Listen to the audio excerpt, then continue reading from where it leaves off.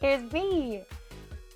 Should I be in the deck? I feel like people can sometimes fall into being known for liking something. When you're young, if you have a favorite animal or a favorite color, it's easy for people to gift you things associated with that favorite thing. Oh, they like dolphins. Let's get them that dolphin notebook. She likes pink.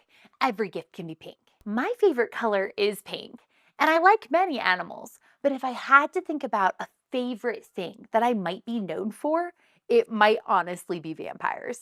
I love vampires. I devoured the Twilight series when I was young, and I've consumed countless other pieces of vampire-related media since then. I remember reading that scene in Twilight when Bella starts researching vampire lore, when she's trying to figure out if Edward Cullen really could be a vampire.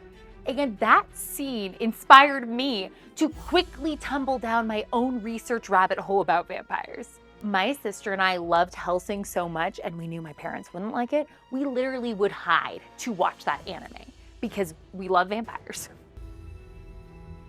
The history of vampires is incredibly interesting and spans centuries. Vampires have popped up in folklore and mythologies from cultures all around the world. Vampires have evolved from bloodthirsty monsters to complex literary and cinematic figures, many of whom I'm obsessed with.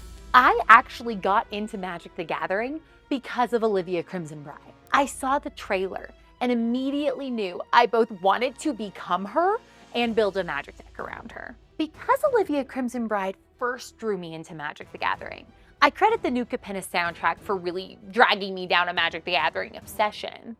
I've always been really drawn to vampire cards, and I think Magic does a really good job of reflecting these abilities in the game mechanics. One of the first commander decks I built featured Edgar Markov as the commander, and I called it my Daddy Markov deck.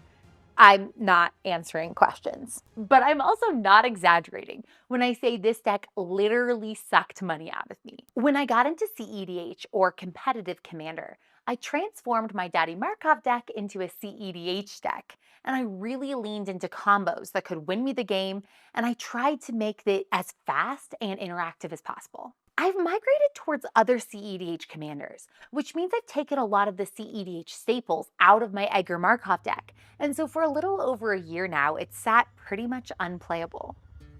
No longer! My plan for tonight is to remake my Edgar Markov deck into a fun, casual, or as casual as an Edgar Markov vampire type can be, and I'm going to talk all of your ears off about vampires while I do it, so let's go! Okay, so this is how we're starting out. Gosh, Edgar Markov. I really want the Judges promo version of Edgar Markov at some point, but it's expensive. So this is what I have so far, which is still expensive, but anyway, here. And this is the deck as it stands. Like I said, I've actually taken like so many cards out of it at this point. It's literally not even a playable deck. And so I'm going to be going through other cards in my collection and trying to make this playable. I do have some like really fun things in here. So this Badlands is the only dual land I own, and it was my gift to myself for hitting 1,000 subscribers on YouTube. And so I'm thinking when I hit 10,000, which is hopefully gonna be really soon, I might have to get a second dual land. And so that's pretty exciting. I have some like pretty different lands and pretty cards, and so yeah, no, mana base is one area where I know I'm going to be needing to stick in a lot of cards, because right now I've got 17 lands, so we need like 20 more. And so yeah, let's do this. I'm thinking I want to kind of like get an idea of what I have in the deck and things that I want to keep in, and things that maybe made more sense when I was playing it as a CEDH deck but don't make as much sense right now. Take those out and get a sense of like how many creatures do I have, what other creatures do I need. I can already see that my creature stack is pretty small, and I think I'm going to want a lot more vampires in this deck. Now, probably unsurprisingly, I have two other vampire decks. I have an Alinda deck and I have an Olivia Crimson Bride deck. I think I'm going to take apart my Olivia Crimson Bride deck just because I don't play it very often, and use some of the pieces in there to rebuild this deck. The idea of a vampire is pretty well known, and though it can take different forms, there are certain elements of vampires that feel pretty much established in our current culture. Vampires drink blood. They live forever, but they have certain weaknesses. Anytime I'm deck building, I feel like I fall into this trap of, am I looking for the best cards or am I looking for the prettiest cards? And usually for me, I'm looking for the prettiest cards because, oh my gosh, look at this, Olivia mobilized for war. I am in love with it. Vampire mythology has definitely evolved over time. And while there are similar elements to early vampires, the original myth was much more rooted in disease. The earliest text reference we have to a vampire is from a Russian text in 1047 AD.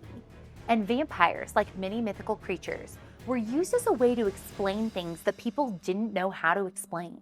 While the term vampire was first used in 1725, the notion of vampirism has existed for millennia. Cultures such as the Mesopotamians, Hebrews, ancient Greeks, Manipuri, and Romans all had tales of demons and spirits, which are considered precursors to modern vampires. And during the medieval period in Eastern Europe, the modern concept of the vampire began to take shape.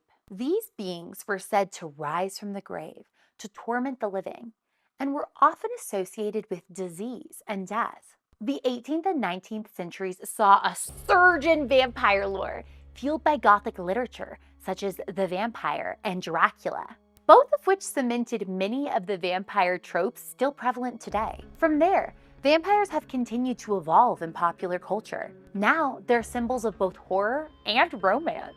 Fun fact, one of my favorite music groups in Hyphen is a K-pop group that has a vampire theme. They really lean into this theme with their songs, music videos, and trailers. Some of their song titles are Sweet Venom, Teeth, and Bite Me. Yeah, I know, I was immediately obsessed. I got to see In Hyphen live at the Tacoma Dome a few weeks ago, and it was absolutely wonderful. Naturally, I made an outfit inspired by what they wear in the Bite Me music video.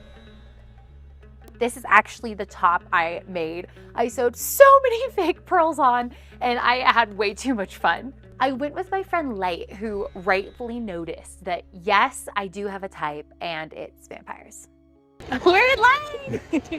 Yeah, so we've been waiting in line for like an hour and a half, 2 hours. In like 3 of the wrong lines. We're Yeah. just like nailing it right now. So let's see, what's my hair like? I don't even want to. Mine's okay for now. We're gonna let it. We made it! Finally.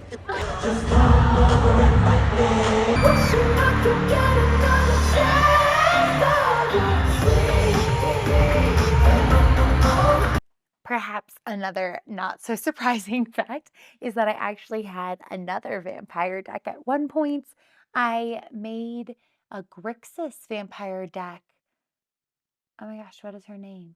No. Okay, perhaps not surprising at all. I actually had another vampire deck at one point too. I built a deck around Evelyn the Covetous, and I loved it. And so I took that deck apart too. And so I've got remnants of decks all around here. And so I'm going through, I know I'm gonna put Sorin in, that's great. I've got some of these, oh my gosh, look at this. Ah, I'm obsessed. Did you see this card? Amazing, stunning. Dracula, Blood Immortal. Yes, yes, yes, yes, yes. And it's done. I am probably still gonna make some tweaks and change some things as I play it. But playable draft is ready and I'm so excited. Now everybody just needs to play Magic with me, okay? That's the deal. I've often thought about why I'm so drawn to vampires, and I think there's something so interesting thinking about creatures that are both like us, but who also literally rely on sucking the life from humans to survive. Vampires evoke a blend of fear and fascination. Their immortality, supernatural abilities, and insatiable thirst for blood both terrify and intrigue me. In literature, vampires often serve as metaphors for human desires, fears, and social anxieties.